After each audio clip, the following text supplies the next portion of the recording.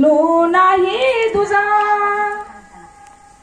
बघा उत्तमाचा सामर्थ्यांचा आहे. आज आरड गावामध्ये मी नवीन आहे, सांभाळून घ्या.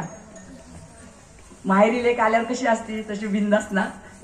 बघा 2 मिनिटं जर इकडे तिकडे माईन झाले की लगेच सूत्र बदलतात ना.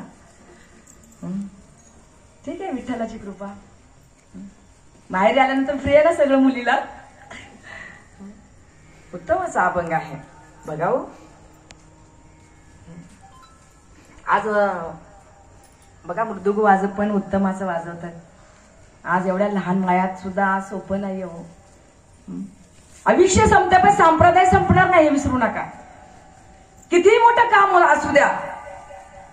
काकडा असतो ना गावामध्ये, है ना, आहे ना, हरिपाठ असतो बघा ना.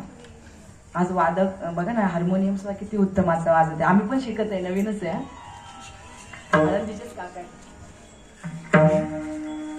बघा ना, महिला सुद्धा खूप समाधान वाटलं उभा राहिल्यात ना. श्रोते पण उत्तमाचे, काही टेन्शन घेत नाही. संसार आपाप होतोय. बाई घरचं कसं करून राहतलं काय, हे काय ते काय, हे काय, हे मधीच काय आहे ना. बघा खूप खूप म्हणजे नाही का, सगळ्यांचं अभिनंदन. शेवटी पण आपण थोडा पर्याय देणार आहोत.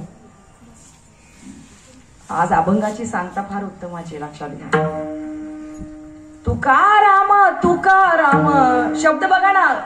संत तुकाराम नव्हते तेव्हाही तुकाराम नाव होतं. बरोबर ना काका. तुकाराम हा नावामधला आहे का नामामधला आहे, फरक आहे बघा. आपल्या गावामध्ये बरेच तुकाराम आहेत, पण आईचा भावार्थ किती उत्तमाचं. नाव तुकाराम ठेवलं ना, पण कधी गटारीच्या साईडला पडलेलं कळलं का हो? नाही ना. आवाज बरोबर आहे ना. 4 शब्द आहेत बघा, तुकाराम. म्हणून दुःखी वाटायचं नाही, गंभीर व्हायचं नाही, आनंदाने श्रवण करायचं. लक्षात घ्या, चुकलं तरी हायचं आपल्याला सांभाळून घेणारे आळंदीकर. बाकीचे सुद्धा आहेत बघा सगळे, आता नाव माहिती नाहीये. 4 बघा ना, 4 शब्दाचा काय सामर्थ्य तुकारामामध्ये. कृतयुगामध्ये लक्षात घ्या, परशुराम. कोण आला व परशु, तुम्ही पुढचं म्हणायचं, श्रोत्यांनी बोलायचं.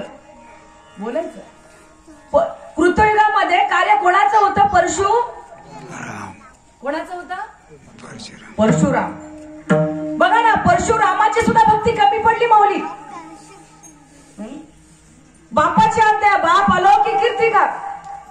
बापाने एकच आज्ञा दिला, परशुराम चल, आईने पाणी आणून दिलं नाही म्हणून चल मानेवर कुऱ्हाड टाक. त्या क्षणात परशुरामाने कुऱ्हाड टाकली. कुणाच्या मानेवर? आईच्या.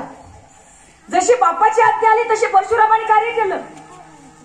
तिथून येता येता वाट्यामध्ये जमरत नावाचा ऋषी होता, अग्नी ऋषी. त्यांनी सांगितलं, वा परशुराम तुला काय वरदान पाहिजे. त्यावेळेस परशुरामाने मागितलं, लक्षात घ्या, जशी माझी आई गेली ना तसं मला परत मिळाली. पण नाही हो, उभा राहिली. गेली ना गेली. तिथं कृतयुगामध्ये परशुरामाची भक्ती कमी पडली माऊली. द्वापार युगामध्ये कोण आला हो? बल राम बघायचे आपल्याला, समजून करा. बलराम बघा ना, बलरामाची सुद्धा बघा ना, एवढं श्रीकृष्णाच्या स्वारीच्या बाजूने एवढा बंधू, एवढं कार्य उत्तमाचं होतं. समंतिक का हो नावाचा देव होता आणि त्याच्यावर चोरीचा आळ आला. तिथं सुद्धा भक्ती कमी पडली, कारण आपल्याला कथेत अडकायचं नाही. दृष्टांत हा सगळ्याला माहिती, रती महारथी बसले तिथं. तिथंही द्वापर युगामध्ये भक्ती कमी पडली. आपल्याला काय बघायचंय? भावार्थ उत्तमाच आहे, अभंग उत्तमाच आहे. तुकाराम बघा. आणि त्याच्यानंतर बघा ना, त्रेतायुग आला तर कोण आला? तुम्ही पुढचं बोलायचं. श्रीराम. त्रेतायुगामध्ये कार्य कोणाचं होतं? श्रीरामाचं होतं. लक्षात घ्या. आज विचार करा, त्यांची कथा सगळ्याला माहितीये. पण दशरथ राजा 4 पुत्र असताना लाही करून मरण पावला ना. कोणाचं? तिथेही प्रभू रामचंद्राची भक्ती कमी पडली. लक्षात घ्या. प्रत्येक युग दाखवली. परशुरामाचं कार्य कुठल्या युगात होता? कृतयुगामध्ये. बलरामाचं झालं द्वापर युगामध्ये. आणि त्रेतायुगामध्ये कार्य झालं प्रभू श्रीरामाचं. आणि आज या कलियुगामध्ये बघा ना, अनंत अभंग गायले, एकाही अभंगात संसार मांडला नाहीये. एवढा सामर्थ्याचा काव आज हा गाथा अभंग, एवढी अलौकिक कीर्ती. विचार करा, तुमचा आमचा संसार संपलेला होता, पण संत तुकारामामुळे आज तुम्ही आम्ही जिवंत आहे. म्हणून या कलियुगामध्ये सामर्थ्य आहे कोणाचा? तुकारामा. तुकाराम म्हणून विठ्ठल विठ्ठल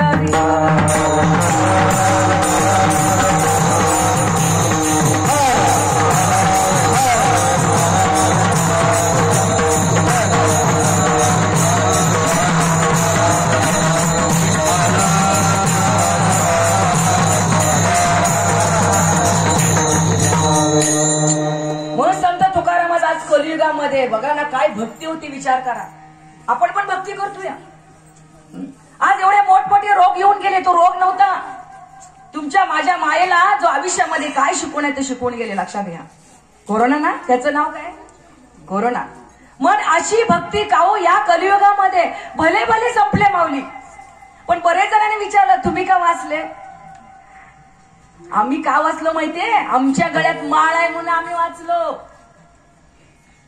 कळाली ना भाषा? मग प्रत्येकाला वाटायचं जसं तुकारामाची भक्ती काहो कोणामुळे? अहो यम सुद्धा ज्यावेळेस पांडुरंगाची भक्ती करायची ना, त्यावेळेस यम सुद्धा थरथर कापायची. लक्षात घ्या, एवढं सामर्थ्य त्या भक्तीमध्ये होतं. लक्षात घ्या. म्हणून असा तुमचा आमच्यासारखा एक तुकाराम बोलला की मलाही जगायचंय, मला मरायचं नाहीये. मग काय करावं लागेल? बघ बाबा तू काय करायची कर. आम्ही तर माळा घातल्यामुळे वाचलो. एक काय 2-2 माळा घालतो, पण तुमचा विठ्ठल आम्हाला वाचवेल का? बघा प्रत्येकाला प्रचिती. लक्षात घ्या. आमच्या दौडला तर लक्षात घ्या, इकडून काटा इकडून काटा इकडून काटा, काय अवस्था झाली होती प्रत्येकाचं. तुमच्या गावाकडे एवढं जाणवलं नसेल. बघा ना, मग त्यांनी माळ घातली. माळ घातल्या तर यमराज कुठं असतो काका सांगा? कीर्तनात बसलेला असतो. लक्षात घ्या, जोपर्यंत भगवंताची आज्ञा ते उठू शकत नाहीये.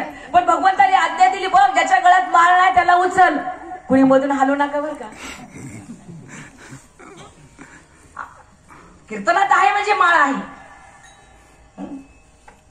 बर ठीक आहे म्हणे, एक काम करतो म्हणे, जिथं जिथं कोणी नाही ना ज्याच्या गळ्यात माळ तिथपर्यंत जा म्हणे. बघा कीर्तनातून यमराज उठला आणि बघता बघता बघता बघता बघता आता गावाची ना लोणंदला गेला. लोणंद वरून बघा ना इकडून वारी कशी जाती होते माहित नाही. जरा सांगा. बारामतीवर अशी जाती ना पंढरीला का? आमच्या दौंडला येतील मग जाती. मला वाटलं जपले काही जाती ना लोणंद वरून.